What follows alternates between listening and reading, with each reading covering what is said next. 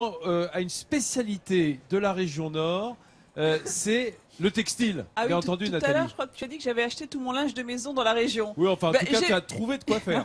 J'ai bien fait. C'est dans le Nord Oui, qu'on oui. trouve les meilleures entreprises textiles avec les Vosges. Attention, je fais attention parce qu'il y a un Vosgien en plateau. À vos Allez, militants, sans en plus tarder, je vous emmène Tu es à Nieppe, gentil. chez un des leaders dans ce domaine-là, qui fournit les plus grands palaces, les plus grands restaurants et même le palais de l'Élysée.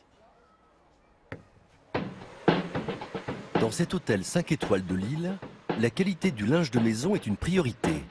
Ici, toutes les parures de lit proviennent des plus grandes marques de luxe.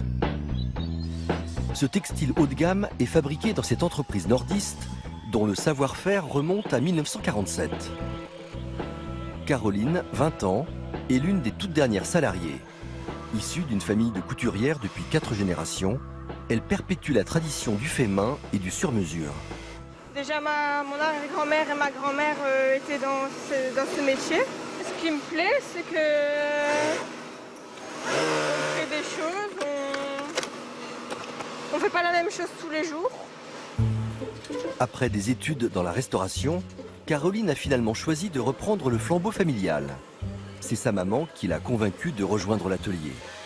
Véronique travaille ici depuis 10 ans et aujourd'hui, c'est elle qui assure la formation de sa fille, car dans la région, il n'existe plus aucune école de couture. Sur la thé réversible.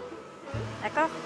Je te fais voir juste le revêtement du dessus parce que ça, c'est trop compliqué, on verra ça plus tard. En effet, l'opération nécessite beaucoup de minutie. Habituée à coudre des têtes d'oreiller en coton, Caroline va pour la première fois travailler du satin.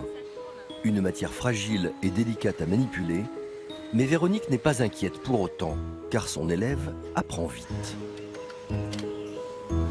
Caroline a été exceptionnelle. Au bout d'un mois, elle savait déjà utiliser le rouleur d'1 centimètre.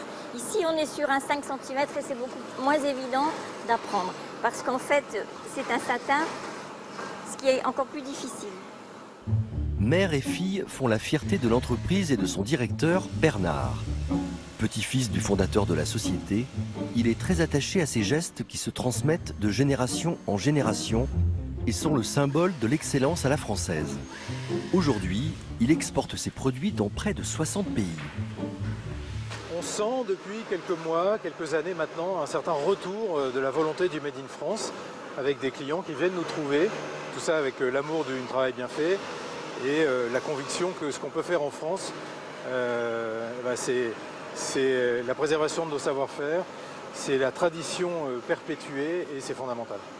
Actuellement, l'entreprise est l'une des dernières de France à confectionner du linge de maison. Face à la mondialisation, elle résiste avec des recettes simples, la passion du métier et l'exigence de la qualité. La passion du métier, l'exigence de la qualité, c'est ça le savoir-faire français. Ce sont des gestes, des techniques qui se transmettent de génération en génération. J'en sais, T'as tu la voulais dire thé quelque d'oreiller chose de ma grand-mère. Ben c'est ça. Ben, la thé d'oreiller de ta grand-mère, c'est bien que j'adore tu le ça. dises. Parce Avec que les cette ajourés, entreprise- c'est magnifique. Mais c'est ça, Jean-Phi. Voilà, cette entreprise, justement, elle Elle se veut débrouille pour avoir perpétuer du cette bleu, blanc, tradition. rouge, hein. Et elle fait partie des dernières à travailler notamment, vous l'avez bien noté, regardez, Les les ajourés. tissus ajourés. Donc ça, c'est le jour-échelle. C'est une technique de broderie qui a quasiment disparu. C'est difficile Donc, à faire c'est et c'est très cher parce que ça demande beaucoup de temps. Et c'est fait à la main, il faut des machines Oui. particulières. Et juste à côté, on a ici le jour Venise, qui est un peu comme le jour échelle, mais il y a une étape supplémentaire parce qu'on rebrode par-dessus. C'est ça en fait, c'est ces petits détails qui font la richesse du savoir-faire français. C'est important justement de préserver toute cette grande diversité de techniques de broderie. Et par exemple, oui Jean-Seb, je vois que Le bleu, non, parce que moi ça me. le bleu, blanc, rouge Non, le blanc, la thé d'oreiller blanche, c'est du lin. Non, Non. ça c'est de la percale de coton. Parce Mais que alors les draps en lin, c'est quand même le truc le plus génial qui soit. Et tu sais quoi, ça tombe bien que tu parles du lin. Parce que c'est important de rappeler que le lin, la production en lin, il n'y a pas qu'en Normandie qu'on produit du lin, mon cher Vincent. Oh Toi non, qui as des il n'y origines a pas qu'à normandes. Doudeville. Non, il y a aussi chez nous qu'on produit du lin, hein, dans le Nord-Pas-de-Calais, qui est la deuxième région productrice de lin. Je tiens à rappeler quand même que 80% de la production de lin qui s'exporte dans le monde entier provient de l'Europe, avec la France en tête, cocorico. Donc tout ça pour dire que la liniculture est bien vivante. Et justement, Attendant, il faudrait qu'on réapprenne à tisser le lin. Et avant de le tisser, il y a le taillage. C'est ce que je voudrais vous montrer tout de suite. Alors justement, on est parti chez une entreprise de la famille Van Robaeyes qui est spécialisée dans la fibre de lin depuis 1928. Alors c'est un métier qui est vraiment riche de savoir-faire. Le lin, il est ramené sous forme de balles dans l'usine. Il va passer à la broyeuse pour enlever justement le bois, les graines et aussi les fibres courtes. On ne va garder que les fibres longues, parce que les fibres longues, c'est ce qu'on appelle la filasse.